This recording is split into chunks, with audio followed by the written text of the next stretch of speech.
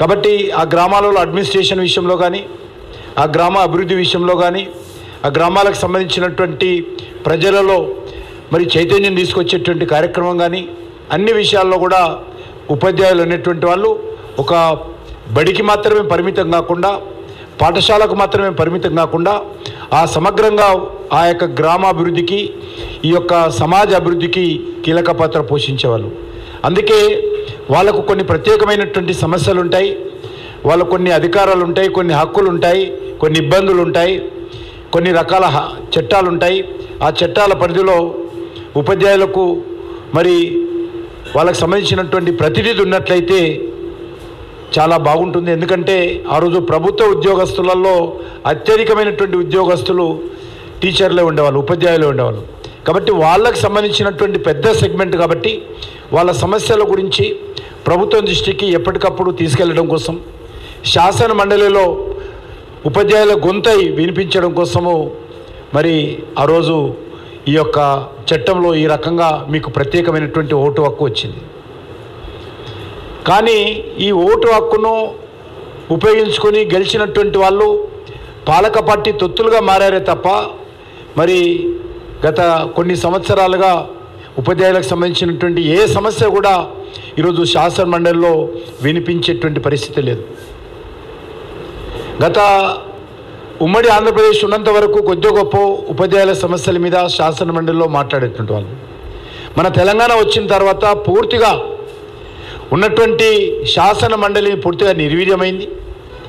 శాసన మండలిలో ఉపాధ్యాయుల సమస్యలు చర్చించడం కానీ, దానికి పరిష్కార మార్గం కనుగొనడం కానీ ఏమాత్రం లేదు.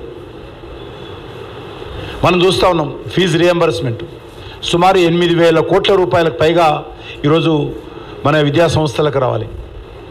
విద్యా సంస్థలు నడపాలంటే విద్యా సంస్థలో ఉన్నటువంటి ఉపాధ్యాయులకు మరి ఎప్పటికప్పుడు నెల చివరన లేకపోతే నెల మొదటిన జీతాలు రావాలంటే ప్రభుత్వం ఇవ్వాల్సినటువంటి ఫీజు రియంబర్స్మెంట్ ఇవ్వాలి. ఇప్పుడు మేనేజ్మెంట్ వాళ్ళు చెప్తారు, మీకు కూడా చూస్తుంటారు, మేమేం చేస్తామే, అప్పులు చేస్తున్నాం, మీకు పెడుతున్నాము, గవర్నమెంట్ ఇస్తలేడు అని వాళ్ళు అంటారు. కాబట్టి దీని కారణంగా నష్టపోయేది ఉపాధ్యాయులు, నష్టపోయేది విద్యార్థులు. కాబట్టి ఈరోజు ఈ యొక్క ఉపాధ్యాయులకు సంబంధించినటువంటి ఏదైతే సమస్యలు ఉన్నాయో, ఈరోజు మీకంటే మీరు ప్రైవేట్ సెక్టార్లో ఉన్నారు, గవర్నమెంట్లో కూడా చాలా ఇబ్బందిగా ఉంది. 6 DAలు ఉంటే 5 DAలు రాలే ఇంతవరకు పిఆర్సీ ఏర్పాటు చేయలేదు. ఎప్పుడు వస్తుందో రాదో తర్వాత విషయం. పిఆర్సీ వేతన సవరణ కమిటీ ఇంతవరకు ఏర్పాటు చేయలేదు. కేంద్ర ప్రభుత్వము ఒక్క DA కూడా ఒక్కరోజు ఆలస్యం చేయకుండా ప్రభుత్వ ఉద్యోగస్తులకు అందరికీ ఇస్తూ ఉంది.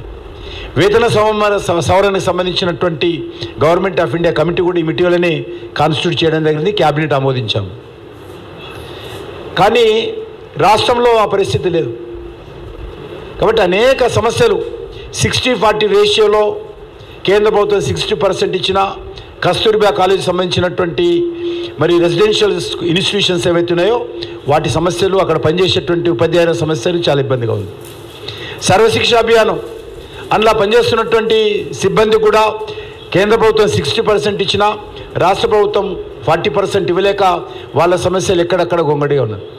కాబట్టి ఈ రకమైనటువంటి సమస్యల పరిష్కారం చేయడంలో ఈరోజు మన తెలంగాణ రాష్ట్రంలో ఇబ్బంది పడుతుంది. మన తెలంగాణ ఏర్పడినప్పుడు మీకు అందరూ తెలుసు, మిగులు బడ్జెట్తో ఉన్నాం. అంటే ఎంత రెవెన్యూ వస్తుందో, ఎంత ఖర్చు అవుతుందో చూసిన తర్వాత, ఖర్చు పెట్టిన తర్వాత కొన్ని పైసలు మిగిలేది, దాన్ని మిగులు బడ్జెట్ అంటారు. మనకు వస్తున్నటువంటి ప్రభుత్వానికి వస్తున్నటువంటి పన్నుల రూపంలో, కేంద్ర ప్రభుత్వంలో డివల్యూషన్ సంబంధించినటువంటి డబ్బుల తర్వాత మనకు వస్తున్నటువంటి ఆదాయము, అదేవిధంగా మన సంక్షేమ పథకాలు కానీ, ఉద్యోగస్తులకు సాలరీస్ కానీ ఇవి చూసిన తర్వాత మనకు డబ్బు మిగిలేది. ఆ రకంగా 2014 వరకు మన పరిస్థితి ఉండేది. కానీ ఈరోజు పరిస్థితి 2014 నుంచి ఇప్పటి వరకు సుమారు 8 నుంచి 10 కోట్ల రూపాయలు 10 కోట్ల రూపాయలు ఈరోజు అప్పు చేయడం జరిగింది. మనం ఆ పరిస్థితి ఉన్నది. 10 లక్షల కోట్ల రూపాయలు అప్పు చేయడం జరిగింది, 10 lakhs crores. ఆ రకంగా రాష్ట్రం దివాలా తీసే పరిస్థితి వచ్చింది. జీతాలు ఇవ్వలేని పరిస్థితి. రిటైర్ అయితే ఉద్యోగస్తులు రిటైర్మెంట్ బెనిఫిట్స్ కూడా సంవత్సరాల తరబడి ఇవ్వలేకపోతా ఉన్నాం. రిటైర్ అయినప్పుడు ఖచ్చితంగా ప్రధానమంత్రి గారు చెప్పారు, రిటైర్ అయినటువంటి చివరి రోజు వాళ్ళకి రావాల్సినటువంటి అన్ని రకాల కాగితాలు, వాళ్ళకు రావాల్సినటువంటి అన్ని రకాల చెక్స్ ఉద్యోగస్తులకు ఇవ్వాల్సినటువంటి బాధ్యత మన మీద ఉన్నదని చెప్పాడు. కానీ తెలంగాణ రాష్ట్రం ప్రత్యేకతగా ఉంది. రిటైర్ అయ్యి 2 సంవత్సరాలైనా కూడా రిటైర్మెంట్ బెనిఫిట్ కోసము ఆ రిటైర్ అయినటువంటి మరి ఉపాధ్యాయుడు ఈరోజు డిఓ చుట్టూ మరి ట్రెజరీల చుట్టూ ఆఫీసుల చుట్టూ తిరుగుతున్నటువంటి పరిస్థితి ఉంది. చాలా దివాలా తీసేటువంటి పరిస్థితి ఉన్నది. ఆర్థిక సంక్షోభంలో ఈరోజు తెలంగాణ ఉన్నాం. నూతన విద్యా విధానం వచ్చింది, తెలంగాణలో ఇంప్లిమెంట్ కాదు. 33 సంవత్సరాల తర్వాత మరి ఎంతో కష్టపడి కస్తూరి రంగన్ లాంటి ప్రముఖ మరి విద్యావేత్త నేతృత్వంలో, ప్రముఖ వ్యక్తి నేతృత్వంలో ఈ యొక్క కమిటీ ఏర్పాటు చేసి సుమారు లక్షలాది మంది యొక్క అభిప్రాయ సేకరణ చేసి అందరికీ ఆమోదయోగ్యమైనటువంటి మనమందరూ కూడా ఆ రోజు నూతన విద్యా విధానం వస్తుందంటే మొత్తం విద్యలో చేస్తరిల్లు వీలేదో రకంగా ఉంటుంది అనేక రకాలుగా బెదిరించారు. కానీ విద్యా విధానం వచ్చిన తర్వాత ఈ దేశంలో ఉన్నటువంటి అన్ని వర్గాలు సిద్ధాంతాలను పక్కన పెట్టి, కులాలు మతాలు పక్కన పెట్టి, ప్రాంతాలు భాషలు పక్కన పెట్టి అన్ని వర్గాలు కూడా ఆమోదించి హర్షం వ్యక్తం చేసినటువంటి అద్భుతమైనటువంటి నూతన విద్యా విధానం మనం ప్రవేశపెట్టడం జరిగింది. ప్రపంచంలో ఉన్నటువంటి మార్పులు ఏవస్తున్నాయో, ఎడ్యుకేషన్ సిస్టంలో వస్తున్నటువంటి మార్పులు కావచ్చు, అదేవిధంగా ఉపాధి అవకాశాల్లో వస్తున్నటువంటి మార్పులు కావచ్చు, మారుతున్నటువంటి న్యూ టెక్నాలజీ విషయంలో దృష్టి పెట్టుకొని, దాంతోపాటు మన భారతీయ సంస్కృతి, మన మూలాలను కూడా దృష్టి పెట్టుకొని, మనం ఎక్కడి నుంచి వచ్చాము, మన మాతృభాష ఏంటి, మనకు అమ్మ భాష ఏంటి, ఆ భాషను ఏ రకంగా పరిరక్షించుకోవాలి అనేటువంటి అనేక విషయాలు కూడా మరి ఆలోచించి పొందుపరిచినటువంటి నూతన విద్యా విధానం కూడా ఈరోజు తెలంగాణలో అమలు జరుగుతున్నటువంటి పరిస్థితి. ఉత్తరప్రదేశ్లో ఇంజనీరింగ్ కాలేజీలో కూడా హిందీలో చెప్తా ఉన్నారు. మనం కూడా తెలుగులో చెప్పాల్సినటువంటి అవసరం ఉంది. ఇంగ్లీష్ను వ్యతిరేకం కాదు, ఇంగ్లీష్ నేర్చుకోండి, ఇంగ్లీష్లో చదువుకోండి, దానితో పాటు తెలుగు కూడా ఉండాల్సినటువంటి అవసరం ఉంది. కానీ ఈరోజు నూతన విద్యా విధానంలో అనేక రకాలుగా మార్పులు ఉన్నాయి. దాన్ని మన తెలంగాణలో అభివృద్ధి చేయడం లేదు. కాబట్టి ఈ నేపథ్యంలో ఈ ఎన్నికలు జరుగుతూ ఉన్నాయి. నేను మరీ ఎక్కువ విషయాలు మీతో మాట్లాడకుండా ఈరోజు మరి మన తరఫున సర్వోత్తమ రెడ్డి గారు సర్వ ఉత్తమ ఉపాధ్యాయుడైన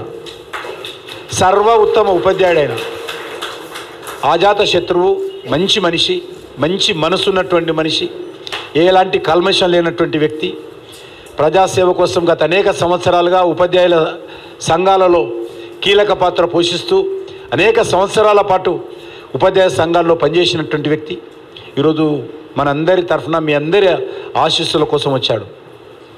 కాబట్టి సర్వ ఉత్తమ ఉపాధ్యాయుడైనటువంటి సర్వోత్తమ రెడ్డిని మీరందరూ కూడా ఆశీర్వదించి, మీకు తెలిసినటువంటి ఎవరైతే ఓటర్స్గా ఎన్రోల్మెంట్ అయ్యారో, ఈ యొక్క ఉపాధ్యాయ నియోజకవర్గానికి సంబంధించినటువంటి ఓటర్గా ఎన్రోల్మెంట్ ఎవరెవరు అయ్యారో వాళ్ళందరినీ కొద్దిగా గుర్తించి ఓటర్ లిస్టు చూసి మీకు తెలిసినటువంటి వాళ్ళకు ఫోన్లు చేసి వ్యక్తిగతంగా కలిసి అందరూ కూడా మన సర్వోత్తమ రెడ్డి గారి మరి గుర్తు మీద, అంటే గుర్తు అంటే ఆయన పేరు పక్కన రాయాలి ఒకటని గీత రాయాలి. ఏం రాయదు, 1 రాయదు, 1 ONE కూడా రాయద్దు.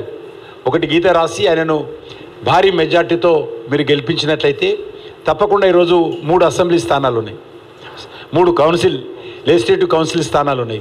ఈ 3 స్థానాలకు భారతీయ జనతా పార్టీ పోటీ చేస్తుంది. ఏ రాజకీయ పార్టీ కూడా ఉపాధ్యాయులకు సంబంధించినటువంటి కాన్స్టిట్యున్సీలో పోటీ చేయడం లేదు. ఎందుకంటే వాళ్ళకు ఉపాధ్యాయుల సమస్యలు పట్టింపు లేదు, ఉపాధ్యాయులంటే లెక్క లేదు, ఉపాధ్యాయులంటే గౌరవం లేదు, ఉపాధ్యాయుల సమస్యలు పరిష్కరించాలని చిత్తశుద్ధి లేదు. కాబట్టి ఏ రాజకీయ పార్టీ కూడా పోటీ చేయడం లేదు. ఒక్క భారతీయ జనతా పార్టీ మాత్రమే ఉపాధ్యాయుల సమస్యల మీద పోరాటం చేయాలి, వాళ్ళ హక్కులు పరిరక్షించాలి, వాళ్ళకు అండగా నిలబడాలి, వాళ్ళకు సంబంధించిన సమస్యల పరిష్కారం కోసం పోరాటం చేయాలి అనేటువంటి ఒక చిత్తశుద్ధితో బీజేపీ మాత్రమే 2 స్థానాలు ఉంటే ఈ 2 స్థానాలకు ఈరోజు మేము పోటీ చేస్తున్నాం. బీజేపీ నుంచి టీచర్స్ కాన్స్టిట్యున్సీ అధికారంలో ఉన్నటువంటి పార్టీ, ప్రతిపక్షంలో ఉన్నటువంటి పార్టీ, ఏ పార్టీ కూడా పోటీ చేయడం లేదు.